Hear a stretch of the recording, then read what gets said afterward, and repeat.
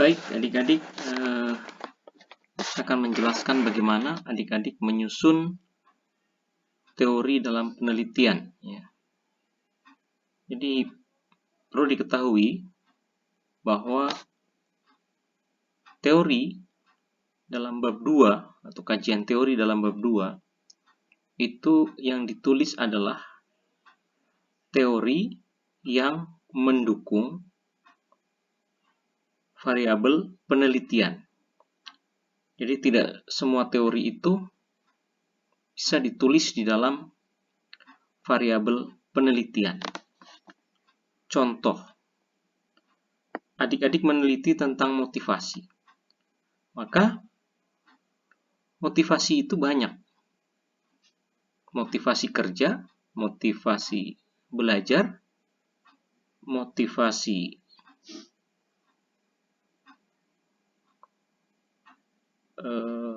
membaca, motivasi menulis. Nah, dalam penelitian pendidikan saja motivasinya sudah ada, membaca, motivasi menulis, motivasi dalam berhitung, apalagi dalam secara umum gitu. Nah, sekarang adik-adik penelitiannya motivasi tentang terkait dengan apa? Apakah motivasi membaca, menulis, berhitung, atau motivasi belajar secara umum, atau motivasi dalam pelajaran IPA misalnya, motivasi dalam belajar bahasa Inggris. Nah, tentu teori motivasi yang adik-adik harus cantumkan di dalam bab 2 adalah teori yang terkait dengan kajian yang akan adik-adik teliti. Oke? Ya, jadi jangan mengambil motivasi belajar yang Anda teliti, yang Anda ambil adalah motivasi kerja sebuah perusahaan lagi. Ya, tidak sesuai. Nah, kalau penelitian motivasi kerja ya tentu motivasi kerja, tetapi jangan motivasi belajar, itu akan berbeda. Nah, jadi teori yang harus adik-adik baca dan nantinya akan dimasukkan dalam bab 2, kalau penelitiannya motivasi kerja, ya tentu terkait dengan motivasi kerja. Kalau penelitiannya terkait motivasi belajar, ya tentu terkait motivasi belajar. Nah, itu kalau motivasi. Seandainya penelitian adik-adik itu adalah hasil belajar. Nah, hasil belajar ini cukup banyak. Hasil belajar kognitif, itu dari segi taksonomi Bloom ya. Hasil belajar afektif, hasil belajar psikomotor. Itu dari segi taksonomi Bloom. Kalau dari segi materi, itu hasil belajar juga banyak. Hasil belajar IPA, IPS, PKN, matematika, dan sebagainya. Dari satu bidang studi, misalnya matematika, hasil belajar matematika pada materi yang mana? Apakah matematika secara umum? Ya. Apakah matematika hanya materi tertentu? Ya. Nah, dari matematika saja ada lagi kelasnya. Kelas berapa dulu? Ada lagi tingkatan sekolah, ada SD, SMP, ada SMA. Dari SD ada kelas 1, kelas 2, kelas 3. Nah, tentu teori-teori yang dimaksud itu terkait dengan subjek yang akan adik-adik teliti juga. Jadi teorinya itu mengikut kepada subjek. Agar teori itu lebih tepat digunakan dalam mendukung penelitian Anda.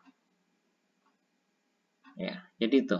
Nah, jadi hasil belajar matematika, ya berarti tentu teori tentang hasil belajar matematika.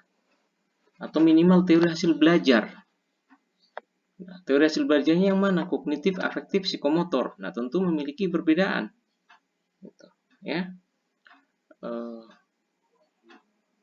Yang Anda teliti selain hasil belajar dalam variabel tersebut, misalnya pengaruh media. Nah, sekarang media itu banyak. Ada media realia, media elektronik, media cetak, media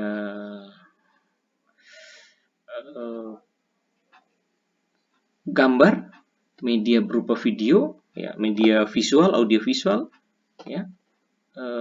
Kemudian ada media. Nah, media dari segi yang dibuat ada dibuat sendiri, ada juga yang dibeli, ya. ada juga media dari lingkungan. Nah, sekarang media yang akan Anda gunakan media yang mana? Itu tentu harus relevan dengan variabel yang akan Anda teliti. Ya, tentu medianya yaitu media terkait dengan pendidikan ya, karena hasil belajar. Nah, sekarang yang mana? Apakah visual, audiovisual? Nah, kalau yang diteliti audiovisual ya tentu teorinya tentang media audiovisual. Namun tidak salah jika adik-adik mencari definisi tentang media dulu. Jenis-jenis media itu nggak apa-apa. Tetapi pada saat mengerucut di dalam kajian teori itu harus mengacu kepada yang lebih spesifik. Ya, yang lebih spesifik. Penelitian adik-adik tentang budaya.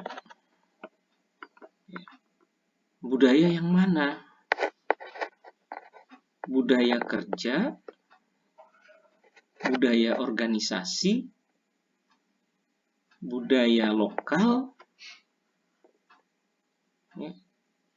Di budaya lokal itu sangat banyak adik-adik. Ya, tentu tidak lepas dari definisi budaya dulu. Budaya itu apa? Jenis-jenis budaya itu apa? Ya, silakan cari teori.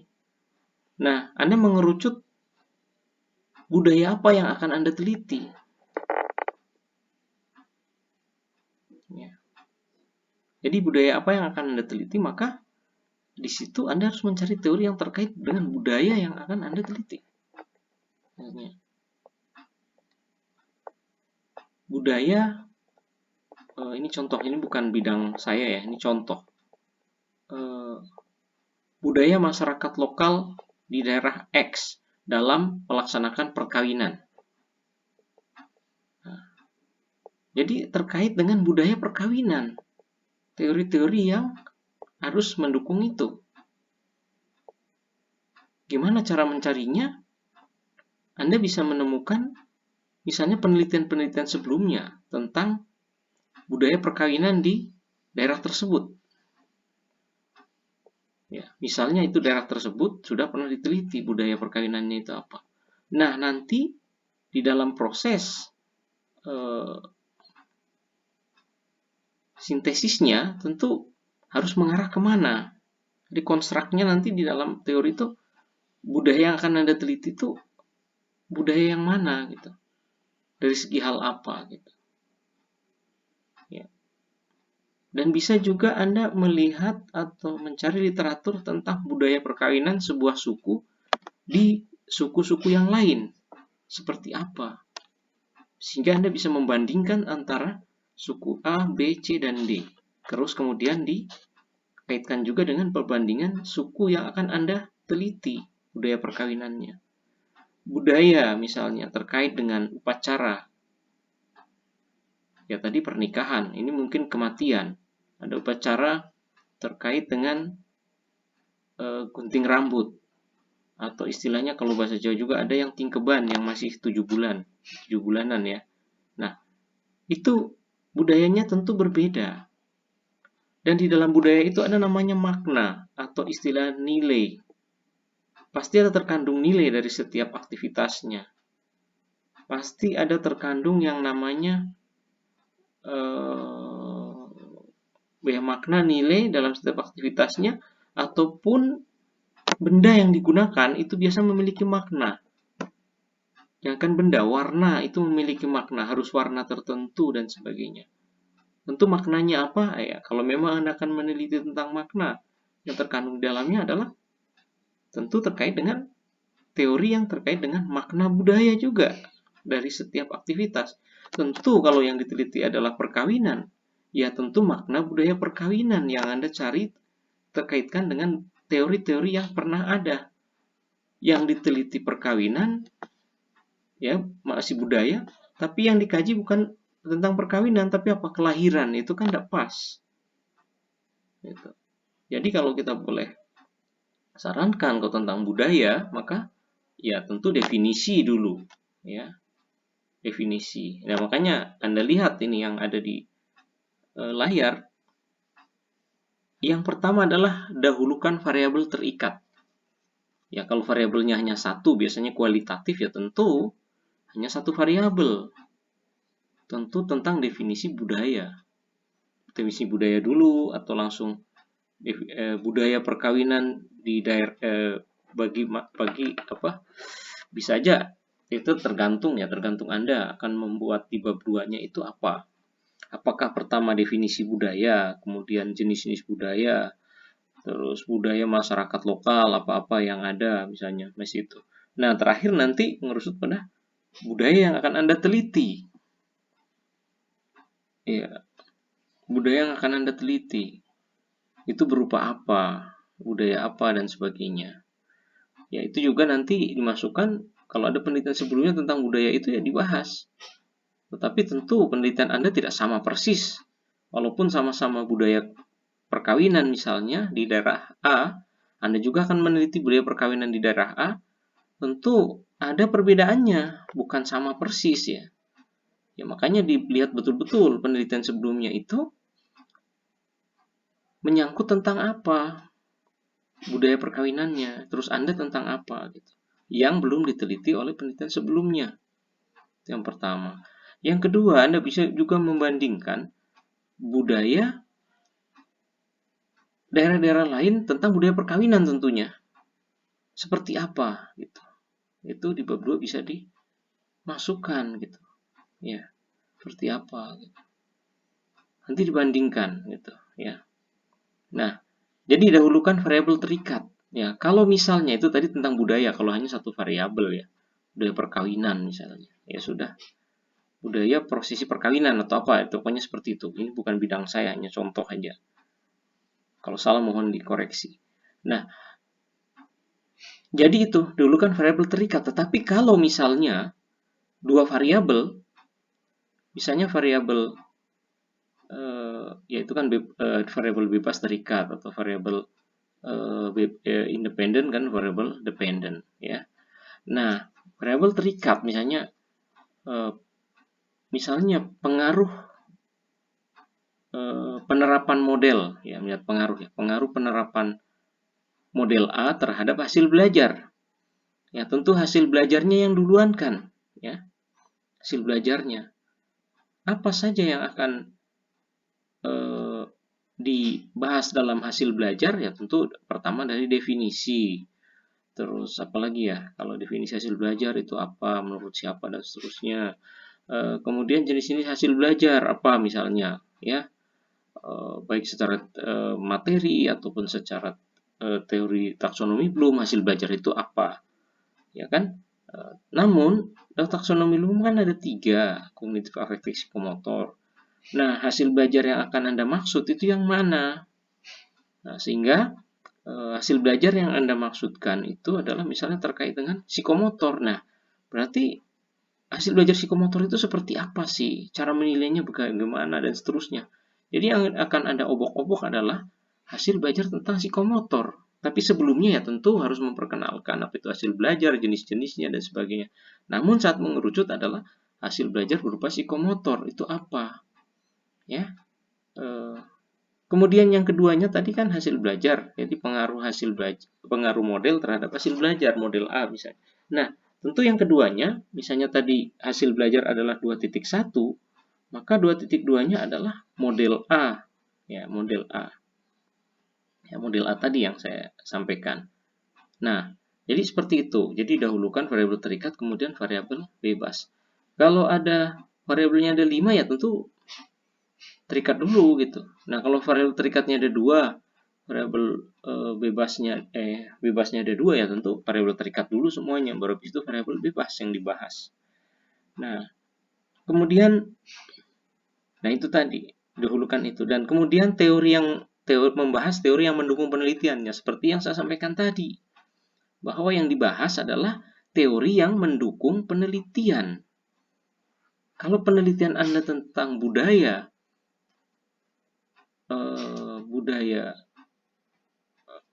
pernikahan misalnya di suku tertentu atau daerah tertentu, ya tentu yang Anda bahas adalah terkait dengan budaya pernikahan, budayanya dulu, kemudian bagaimana budaya pernikahan di daerah tersebut, bukan budaya saat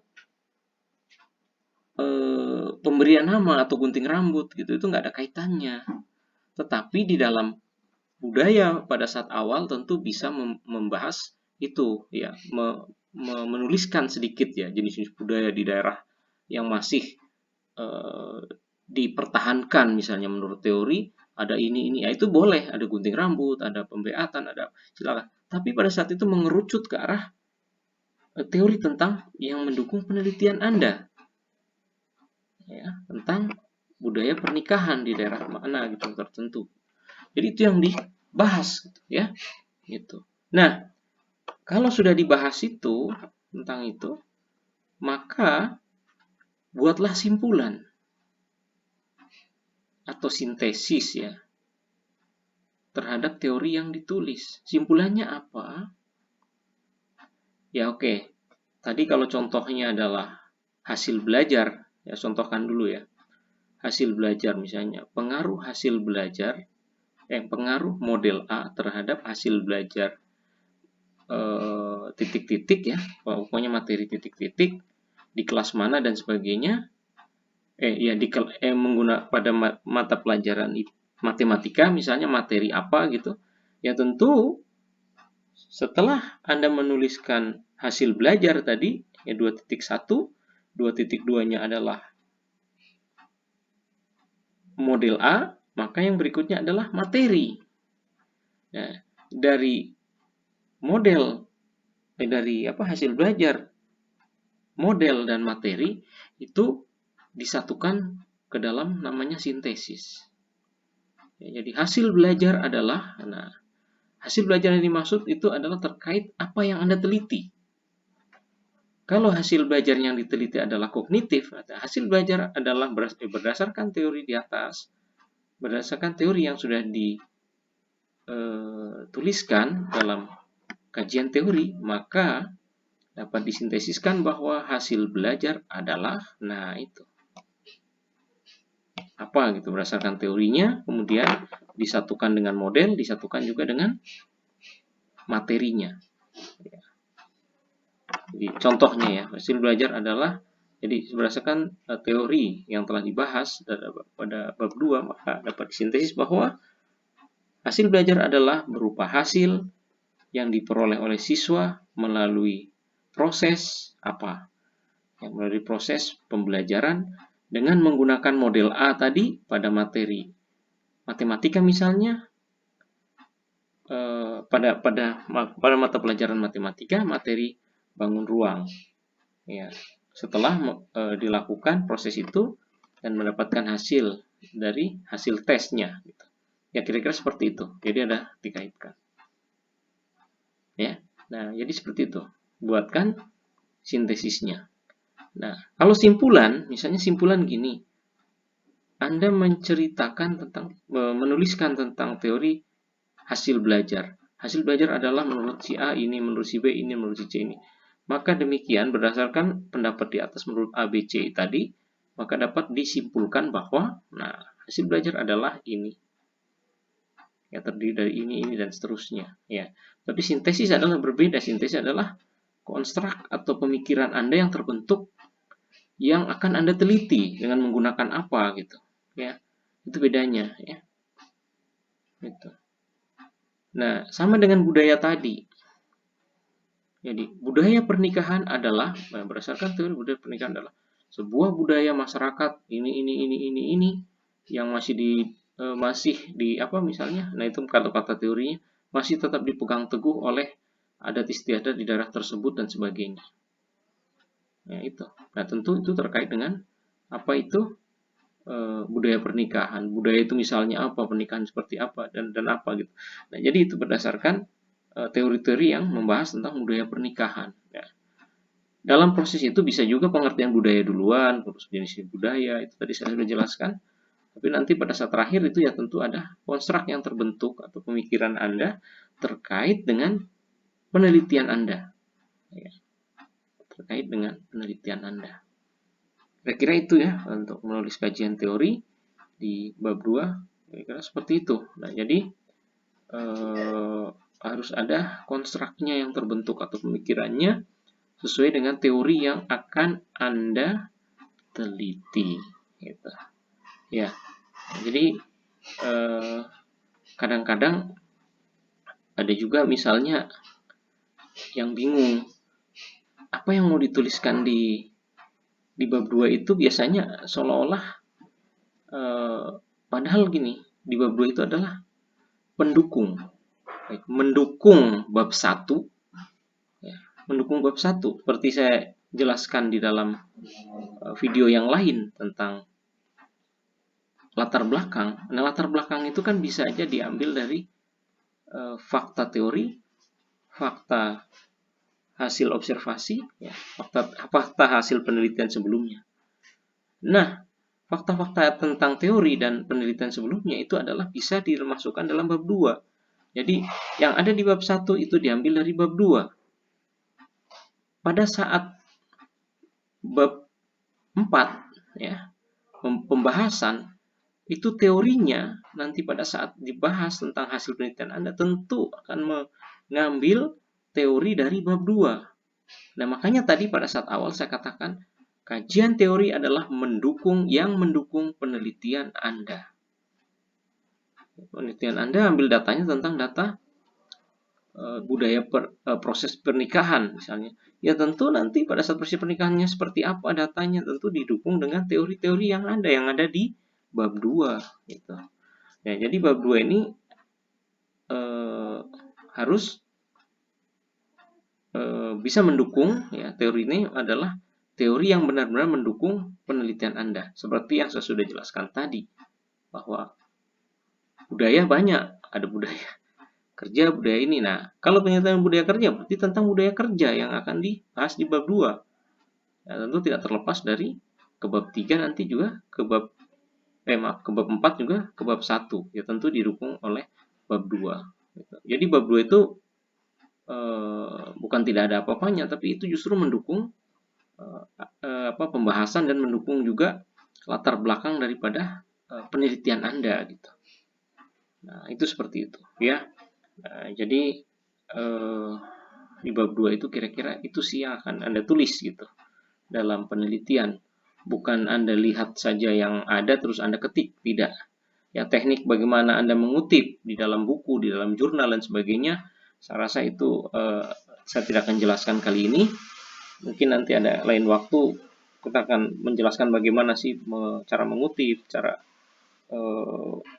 kutipan langsung, kutipan tidak langsung dan sebagainya. Ya, atau kutipannya bahasa asing seperti apa yang akan dibuat seperti apa. Mudah-mudahan ada waktu saya akan menjelaskan itu. Dan itu juga sebenarnya sudah Anda lalui di karya ilmiah gitu ya. Jadi kira-kira itu yang dapat saya sampaikan terkait dengan bab 2. Nah, di bab 2 ini jangan lupa kalau penelitiannya kuantitatif itu biasanya ada di bagian terakhir itu ada kajian yang relevan ya. Biasanya ya tergantung format daripada adik-adik punya gaya selingkungnya ya, gaya selingkung. Gaya selingkung itu maksudnya format penelitian lah gitu ya. Jadi berbeda antara perguruan tinggi satu dengan perguruan tinggi lain terhadap bagaimana formatnya ya. Ada misalnya formatnya kan gaya selingkungnya skripsi harus minimal 100 halaman. Ya, jadi tidak bisa kurang. Tapi ada yang tidak gitu. Ada yang justru skripsi nggak boleh lebih dari 50 halaman. Nah, makanya berarti nggak boleh lebih kontennya dari mulai bab 1 sampai daftar pustaka. Nggak boleh lebih dari 50 halaman. Maka jangan lebih. Kalau lebih, kalau begitu juga yang nggak boleh kurang dari 100, maka ya harus minimal 100 halaman. Itu contoh saja ya. Terus formatnya seperti apa? Nah, tentu format perguruan tinggi A, perguruan tinggi B itu berbeda-beda ya. Makanya ngikut di mana perguruan tinggi adik-adik kuliah, gitu ya. Oke. Kemudian di situ ada ya. Tadi ada kajian yang relevan ya untuk kuantitatif, biasa PTK juga. Kajian relevan itu terkait penelitiannya variabelnya hampir sama dengan variabel adik-adik, gitu ya. Hampir sama dengan variabel adik-adik, misalnya penelitian adik-adik adalah Contoh saja bahwa penelitian adik-adik misalnya pengaruh model A terhadap hasil belajar IPA gitu ya. Tetapi yang penelitian relevan pengaruh model A terhadap hasil belajar materi tadi IPA ya, materi lain selain IPA. Nah, itu kajian yang relevannya bahwa adik-adik punya penelitian adalah IPA, tapi yang penelitian sebelumnya tentang misalnya PKN atau matematika dan sebagainya. Itu ditinjau dari segi materi ya, dari segi mata pelajaran. Tapi ada juga yang kajian relevannya sama, hasil belajar sama-sama model A terhadap hasil belajar, tapi tingkatannya yang satunya adalah SMP. Kemudian selain SMP bahwa materinya beda, nah itu bisa relevan gitu, relevan itu kajiannya relevan. Bukan sama-sama materi, sama-sama tingkatan, kemudian sama-sama juga mata pelajarannya itu bukan kajian relevan, kajian ciplak gitu ya, diciplak dari orang lain. Itu ya. Kemudian di situ juga ada namanya hipotesis kalau dia penelitiannya kuantitatif atau PTK. Ya, hipotesisnya nanti bagaimana modelnya, nanti macam-macam rumusannya, yang jelas dia misalnya jika atau model apa dapat meningkatkan hasil belajar siswa. Hipotesis kan juga dugaan sementara. Nanti kalimatnya tergantung gaya selingkuh masing-masing perguruan tinggi.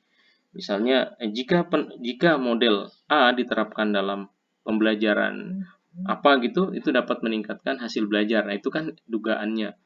Ya, kan nanti itu H1-nya dengan H0 dengan H1-nya ya. Nanti H0-nya kan tidak terdapat atau apa gitu. Ya, nanti dirumuskan sesuai dengan itu. Jadi tidak terdapat pengaruh penggunaan atau terdapat pengaruh penggunaan. Nah, kalau misalnya PTK, jika model A diterapkan dalam pembelajaran ini maka dapat meningkatkan hasil belajar siswa. Jadi ada kalimat jika, maka ada yang langsung kalimatnya ya. Bisa itu kan dugaannya saja.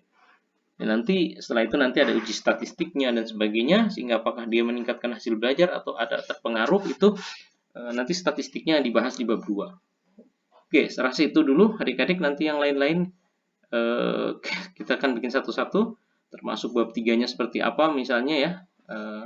Begitu juga pembahasan, nanti juga akan saya jelaskan. Begitu juga bagaimana menarik kesimpulannya. Oke, demikian adik-adik. Semoga bermanfaat. Billahi taufiq wal hidayah. Assalamualaikum warahmatullahi wabarakatuh.